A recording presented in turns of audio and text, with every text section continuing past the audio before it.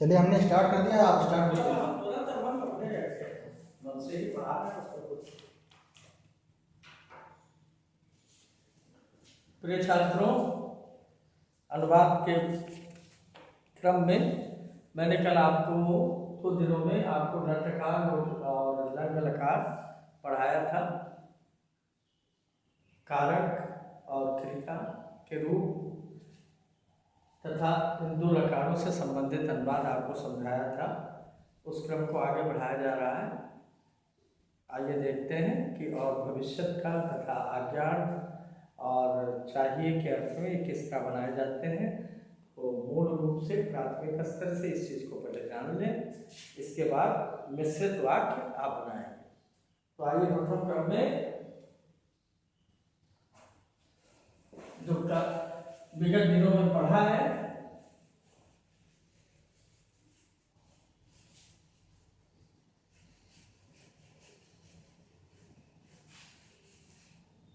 आज का शीर्षक है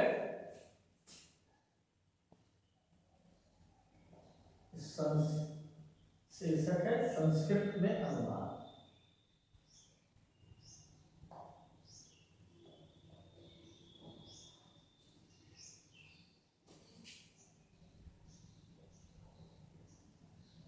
लकार आप पढ़ेंगे आज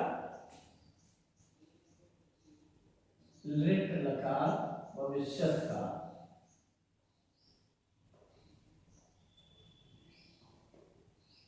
पठ धातु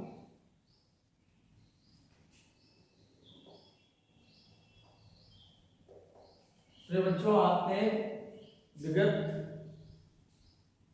कक्षा में पढ़ा लट लकार में राम विद्यालय जाता है, मैं संस्कृत पढ़ता हूँ, तुम गीत गाते हो। इस प्रकार के छोटे छोटे हिंदी के वाक्यों को संस्कृत में बनाना आपने सीखा। तो लट लकार से संबंधित कारक का प्रयोग करते हुए फिर दूसरे दिन हमने आपको लंग लकार भूतकाल पढ़ाया, जिसमें अपठत अपठताम अपठन रूप पठधातु का बना। अब अगर हमें भविष्यत काल का वाक्य मिलता है तो उसको हम संस्कृत में कैसे परिवर्तित करेंगे, तो इसे हम लट लकार भविष्यत काल कहते हैं। तो इसी पठधातु पर आधारित एक धातु लिख देता हूँ, उसी पर कोई भी चलता रहेगा। तो आप कैसे अनुवाद बनाएंगे, तो जिन वाक्यों का अंत आप हिंदी में पढ़े होंगे, अंग्रेजी में पढ़े होंगे, गा गी ये में आता है, यानी जो हमको भविष्य में काम करना है, उसे लट लकार कहते हैं। अंग्रेजी में आप फ्यूचर टेंस पढ़ते हो। मैं विद्यालय जाऊंगा, मैं परिश्रम से पढ़ूंगा, राधा कक्षा में आएगी, अध्यापक संस्कृत पढ़ाएंगे। तो इस प्रकार के वाक्य जो भविष्य में होते हैं उसको हम हिंदी से संस्कृत में कैसे बनाएंगे, ये हम आपको सिखा रहे हैं। पूरा प्रक्रम लगभग वही है, केवल लकार बदल जाता है। कर्ता, कर्म, क्रिया, थोड़ा सा याद दिला दे पिछला आपको। और कारक का जो प्रयोग बताया था, चिन्ह आपको मालूम है। कर्ता ने कर्म को करण से संप्रदान के लिए अपादान से संबंध काकी के अधिकरण में पर संबोधक हो हे हो हरे दे, यह आपको मालूम है। तो केवल क्रिया का रूप बदल जाता है। इसमें पठधातु पठिष्यति पठिष्यता पठिष्यन्ति चलता है। आप संकेत के लिए ध्यान दें, वैसे आपने इसको पठिष्यति पठिष्यता पठिष्यन्ति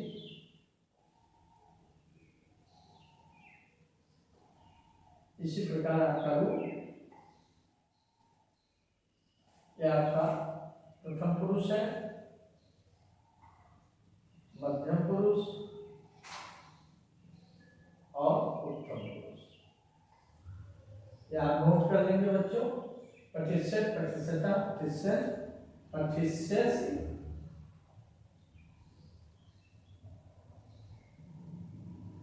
पठिष्यता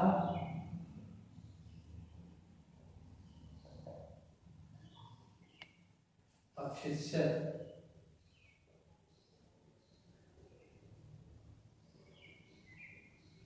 पठिष्यामि,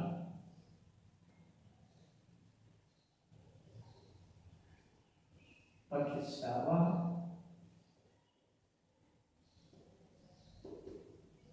पठिष्यामः। मैंने आपको अनुवाद पढ़ाते समय आपको गृह कार्य दिया था कि 5 लकार जो बहुत ही आवश्यक है, उसमें आप पट धातु का, गम धातु का, किसी का भी आप पहले ये तीनों वचनों में, एक वचन, दो वचन, दो वचन और तीनों पुरुषों में आप ये याद कर लीजिए और इसके बाद जिस काल का अनुवाद है उस काल के अनुसार आप अनुवाद बनाएंगे। कारक आता ही है। तो ये आपका क्रिया रूप है। ये एक वचन है, ये द्विवचन है और ये बहुवचन है। कर्ता रूप आपको याद ही होगा, सातोते तो आम में वो आपने चार्ट बना लिया था पहले दिन की ही पढ़ाई में, इसलिए हमने तो ये रूप लिखा है। आइए अनुवाद देखते हैं कैसे बनता है। जैसे है कि राम घर से विद्यालय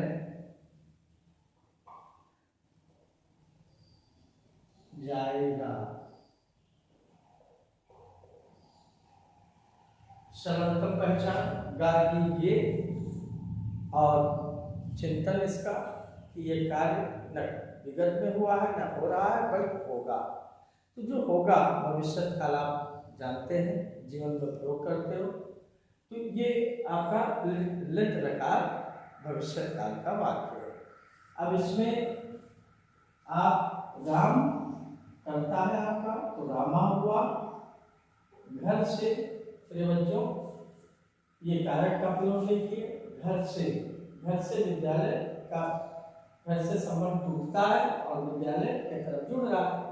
तो हमने आपको कारक पढ़ाते समय बताया था कि 2 से होते हैं, एक तो करण कारक का, एक अपादान का। तो करण कारक में जब उससे हम सहायता लेते हुए कोई काम करते हैं, मैं कान से सुनता हूँ, हाथ से लिखता हूँ, तो वहाँ आप करण कारक का प्रयोग करते हो।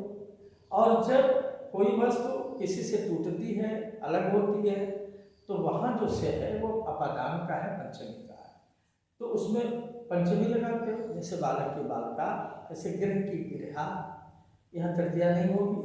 तो प्रिय बच्चों, घर से तो गृह का रूप पढ़िए, तो ये गृहा पंचमी बनेगी, एक वचन घर से हो गया। अब विद्यालय जहाँ जाएगा तो विद्यालय को जाएगा, यहाँ द्वितीया में विद्यालय, रामा गृहा विद्यालय। अब ये चूंकि आपका प्रथम पुरुष एक वचन का करता है, तो प्रथम पुरुष एक वचन की क्रिया आपकी, जैसे पठ धातु में पठिष्यति है, तो गम धातु में गमिष्यति हो जाएगा। ये आपको समझ आया होगा। अनुवाद बनेगा रामा गृहात् विद्यालय गमिष्यति।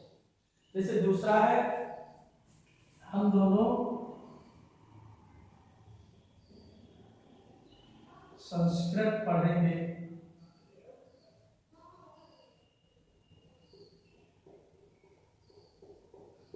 ये वाक्य है, हम दोनों संस्कृत पढ़ेंगे। अब आपका जो कर्ता है वो हम दोनों है।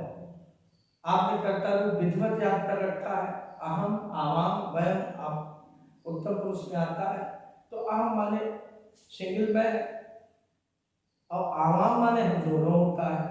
और उसकी स्थिति क्या होती है, उत्तम पुरुष द्विवचन, यानी तीसरे क्रम में प्रथम पुरुष, मध्यम पुरुष, उत्तम पुरुष। कर्ता रूप चलाओगे, सम, तौ, ते, त्वम, इवाम, यूयम, अहम, आवाम, वयम। ये आपने उसमें लिख रखा है, याद भी है। तो ये आपका उत्तम पुरुष द्विवचन का है। तो हम दोनों आवाम लिखोगे पहले, क्या पढ़ोगे, उद्देश्य क्या है, संस्कृतम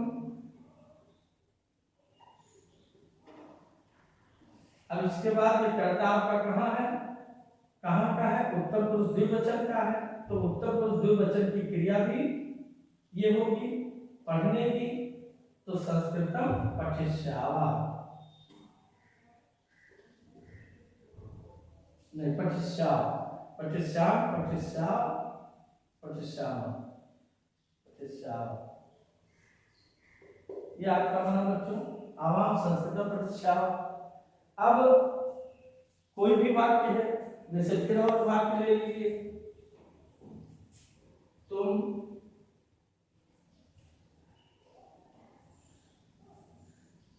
पत्र लिखोगे, या भविष्य काल का है। तुम आपका मध्यम पुरुष वचन का है तो तुम हो गया। पत्र को लिखोगे पत्रम, अब लिखोगे तो लिखस्य, लिखस्यता, लिखस्य यहाँ पर लिख गया था प्रतिशत, प्रतिशतता ये होगा, क्या लिख गया है, सुधार लो बच्चों, प्रतिशत, प्रतिशतता, प्रतिशत, प्रतिशत, प्रतिशतता, प्रतिशत, ये यहाँ। तो तुम पत्र लिखोगे तो लिखस्य, लिखस्यता, लिखस्य और लिखस्य, लिखस्यता, लिखस्य।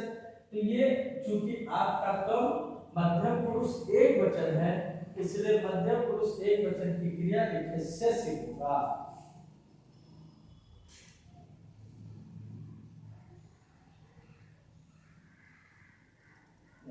ऐसे लिखस्य से ये हो गया। फिर जैसे और वाक्य देखें आप,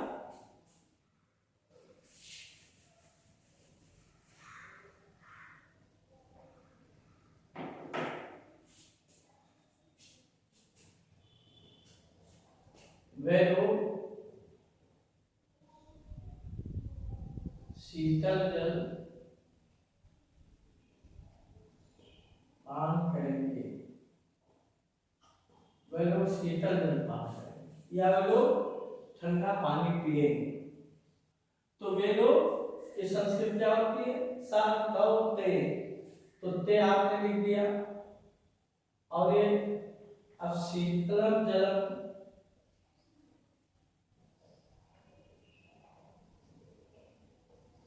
पान करेंगे, पान करेंगे यानी पिएंगे। आप लोग चलाइए पिबस्यति, पिबस्यता, पिबस्यन्ति, तो ये क्या बनेगा, पिबस्यन्ति, ये आपका बन गया। इस प्रकार आप भविष्य काल का वाक्य बना लेंगे।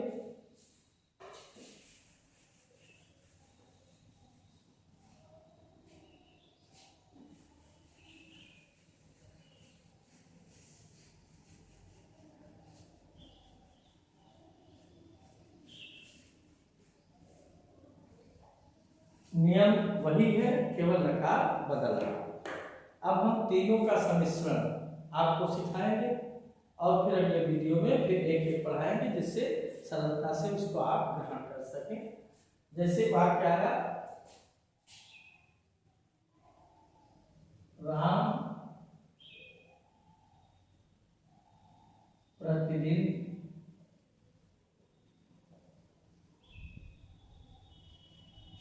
मंदिर जाता है।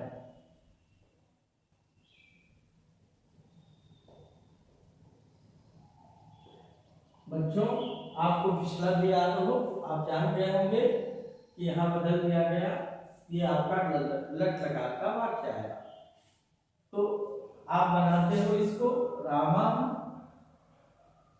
प्रतिदिनम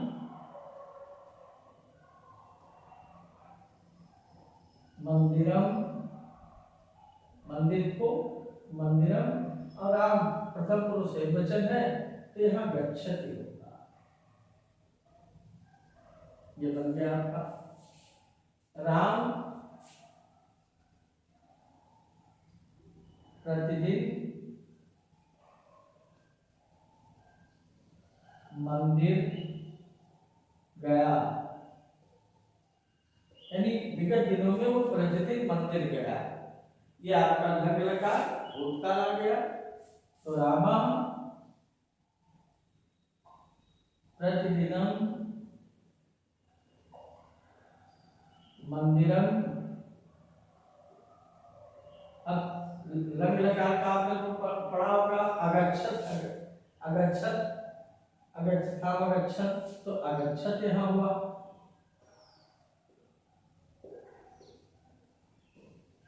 राम प्रतिदिन मंदिर जाएगा, आप अभी जो पढ़ रहे हो लट लकार का, तो राम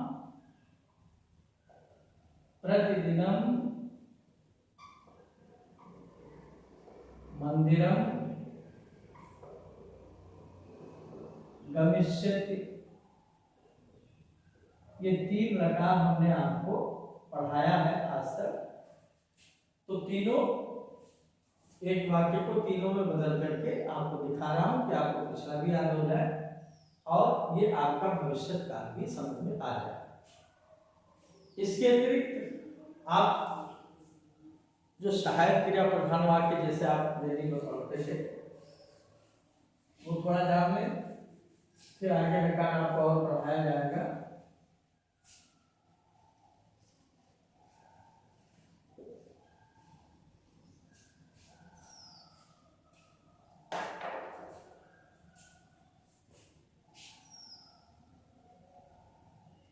अस्ति अस्ता शन,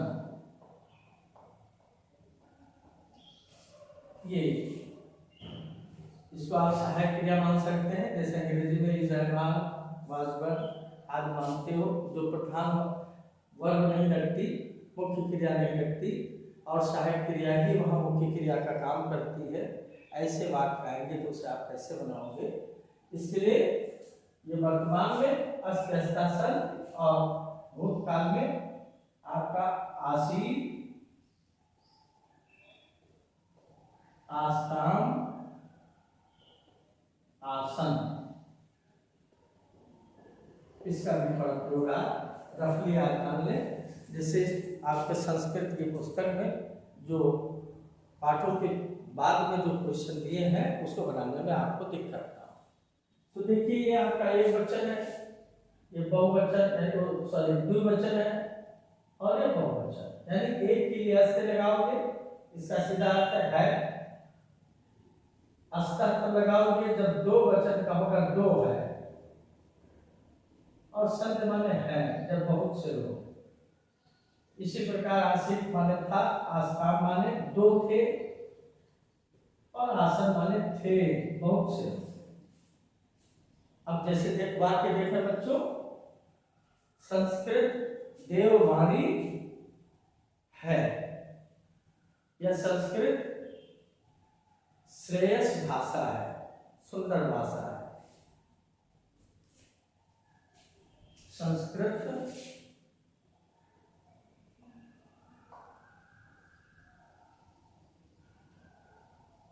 मधुर भाषा है,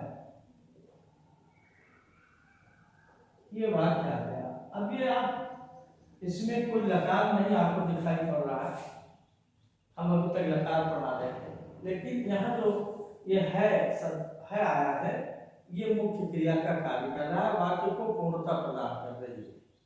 और है कि संस्कृत अस्थि होता है, तो आप इसको संस्कृत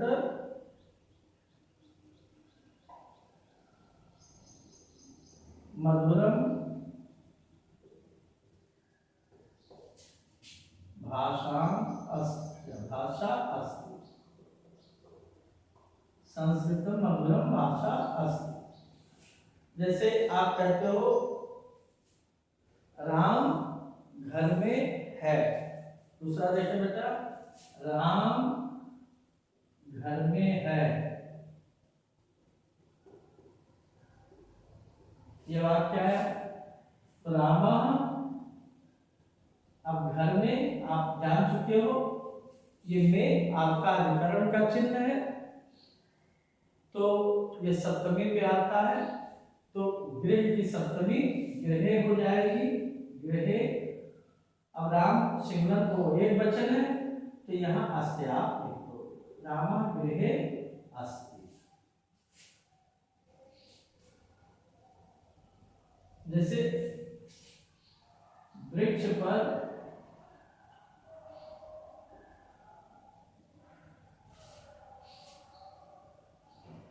पक्षी हैं, ये है वृक्ष पर पक्षी हैं। अब पक्षी हैं तो बहुत से पक्षी होंगे, तो ये बहुवचन है, तो वृक्ष पर है, तो में पर चिन्ह किसका बताया? अधिकरण का बच्चों। तो अधिकरण का होने के कारण यहां आपने लिखा वृक्षे पक्षिणा पक्षिणा। अब चूंकि ये बहुवचन की क्रिया है, तो बहुवचन की क्रिया होने के नाते आप इसका रूप चलाओगे अस्त अस्ता संत। तो अस्त अस्ता संत के आधार पे वृक्षे पक्षिणा संत, ये आपका बन गया वृक्षे पक्षिणा संत। इसका प्रयोग आपको जानना आवश्यक है कि जो बिना मुख्य क्रिया होती है, जहां सहायक क्रिया पूर्ण रूपेण मुख्य क्रिया का कार्य करती है, वो अनुवाद कैसे बनाया जाए। जैसे आप अक्सर देखते हो रामनगर में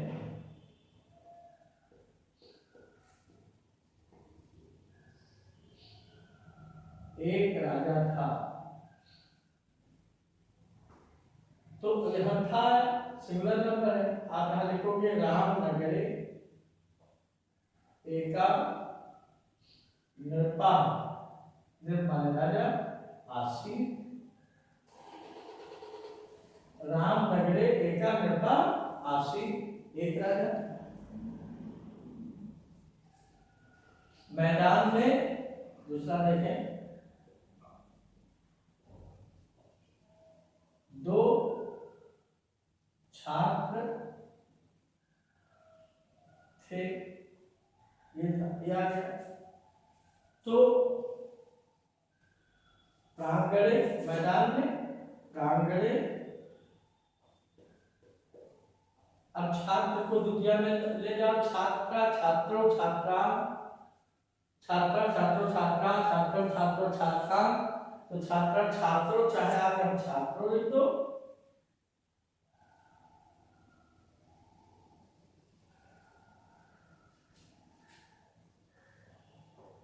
अब यहां आपका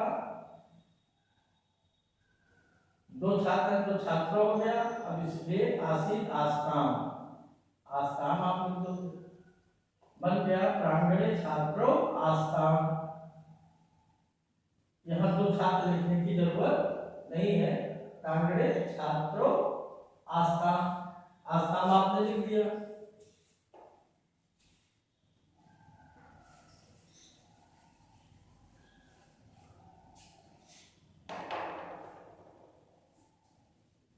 अब जैसे मैदान में पशु थे, मैदान में बहुत से पशु थे, तो मैदान माने आप चाहे चारा गाहे लिख दो या प्रांगणे लिख दो। मैदान में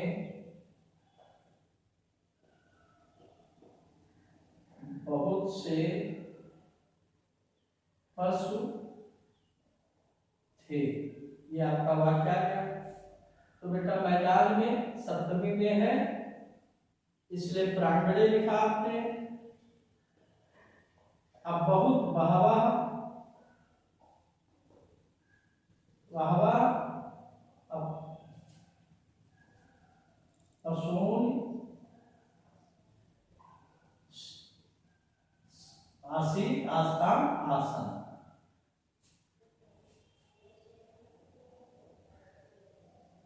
ये बन गया आपका।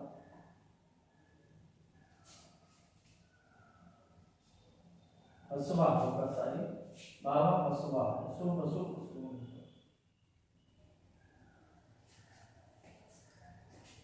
प्रांगण में बहुत से पशु थे और पशु सन।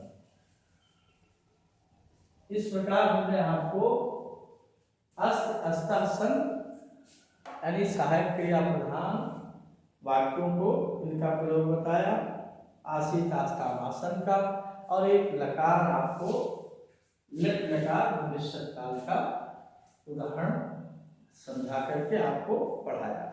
इस प्रकार 3 लकार आपको बताए गए, लट, लंग और लेट। अब आपके 2 और हैं, लोट लकार आज्ञा और चाहिए अर्थ।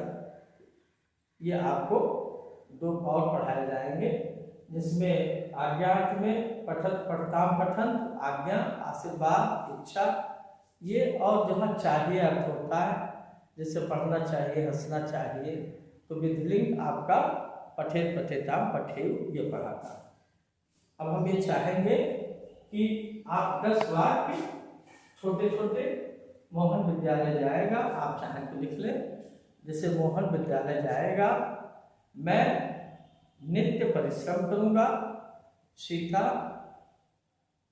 राम के साथ वन को जाएंगी, अध्यापक संस्कृत पढ़ाएंगे,